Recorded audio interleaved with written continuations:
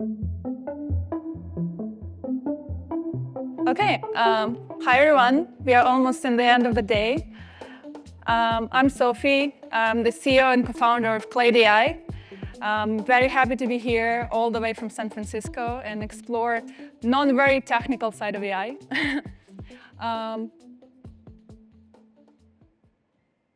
Okay. So Clade is a deep tech startup. We've been working with generative AI for the last almost 6 years. Launched our first product back in 2018, and we are the developer. That means that we built and developed and trained almost all the stack that I will show you today, which actually helps a lot to understand the possibilities and limitations of these networks. Since the launch, we processed more than 300 million images with AI on the different various tasks. We started with photo editing and added generation from scratch last year. We work with companies like DoorDash, Rappi, Printify, and help them to process all their content with AI. So right now, we have a robust suite of product operations that can create images for the websites, marketing, campaigns, ads, and whatever the task you needed to do, it can do.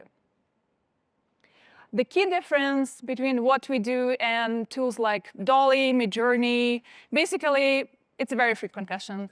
Other text-to-image tools, that most of the tools that I mentioned, they are 0 to 1.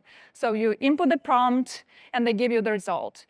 And while being highly creative, they need to be curated. You need to look on like hundreds of different variations to find the closest to your vision. What we do at Clade, as we focus on e-commerce, we train and fine-tune with the product in mind. So even with the same prompt, we make sure that we don't change colors, logos, format, shape of the product. Product always comes first. That's harder to do than just text-to-image, but it gives you much more consistency and higher result for e-commerce use case. Some improvements take weeks, some months, but if you look on the retrospective, the jump in quality is impressive. So that's our first generation that we launched almost launched. We didn't want to launch it. We were not happy with that, but that's some of our first attempts in January 2023, and that's one of the latest Generation 5 that we did last month. And let me show you how it works. Can we switch to the laptop? OK. So as I mentioned, product always comes first. We need to upload the product. It can come from various sources. And we have actually 15 different tools and parameters that you can use to edit the product and get to the requirements that you want. So first comes the upscaling, enhancing part. If the product is not high quality, you can improve it. You can blow up the resolution. Actually, this product is pretty decent, so we can skip that. The next thing that we also do is fix the light, as a lot of e-commerce sellers, especially on like marketplaces like eBay, Amazon, they don't have really well-lit products. So we have the AI that can fix it. It doesn't change the product that much, but sometimes you just want to add like a little bit to that. Just add a little bit of light, correct white. It's a very simple tool to do for the retoucher, but it takes some time. So we are saving that time at scale.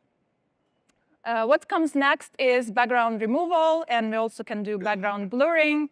To generate the next product, we need to have the image on transparent background. We need to have that alpha channel. So you can pick if you want the transparent background or you want specific like solid background. I will pick transparent. You can also check something like padding, which is basically white space around the product. Like if the product should take 70% of the image, catalog photo, you can specify that, and we will recite it. So let's wait for that. Perfect. So it's removed the background. Now we can work with that. And what comes next is the generation part. So we have a few levels of generations. First, and the simplest one is just the shadow. Some brands are very, especially on the bigger marketplaces, don't want to generate something risky, so we can just add a little bit of shadow. But what comes next is generating the new image itself. So we need to place the product where we want it to be and just write the prompt. So writing prompts is basically what you would like to see. It's highly contextual, like on what product you have. If it's beauty, it's probably something like with the ingredients that you have, or bathroom, or whatever you want. However, we are building the technology to help and auto-prompt and do the prompting for you. I actually built I was so tired of prompting, so I built a custom GPT that does prompting for me. You can do it through GPT. It's very, very simple. And here we have 4 different variations. We can choose. It's never the same. It always gives variation of the scene that you requested. So still, while this technology probably develops the fastest, you still need to look at this. We don't recommend to fully trust it, even though as a developer, we try to limit it, right? Try to make sure that nothing, we have not safe for work filter, we have logos detector, nothing pop-ups there that is not safe, but still we recommend the curation. And when you are happy with the result, you can reuse the same image and basically just regenerate it in multiple formats. So this one is the landscape one. You can do it for stories. You can do it for all 15 formats of the Facebook ads. It all can be done automatically once you're happy with this image. But the frequent question that we also have is OK, that's all great, but can I give it a little bit more control just to make sure that I don't need to look at every single image that is generated? And you can, and we are doing this by using templates. Templates give us much more control in terms of, oh, I'm sorry, I need to come back to the product. Yeah, templates give us much more control in terms of geometry and composition on the product. And you can upload some specific brand guidelines like hex color of the scenes that you would like to generate, brand colors that is applicable to your brand specifically. And once you place the product here, it will never move. It will be there, standing on the platform, keeping the composition consistent. We just give a little bit of variations of the same scene. With the color, you can also specify some extra details, and it stays there. And through API, you can generate hundreds of variations of that composition. So it looks similar, but it just, as I picked this crazy color for the demo, it kind of color influenced the result a lot.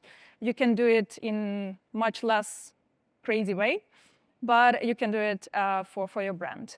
And some of the brands that we work with, they want to use the templates, but they don't want it to be changed. So we have a low creativity that just blends the product, just generates a little bit of shadow, so it doesn't look pasted. And we have a client that process thousands of the products, place them on the kitchen counters, and just with a shadow. And we didn't need to check every single one of them. It was all done. So that's how it works. In the upcoming weeks, we are launching the possibility to correct the images after they are generated and upload their brand styles, brand reference images from your previous photo shoots. So the good news is that this technology gets more and more control. However, it's still, we still recommend a little bit of curation. So thank you.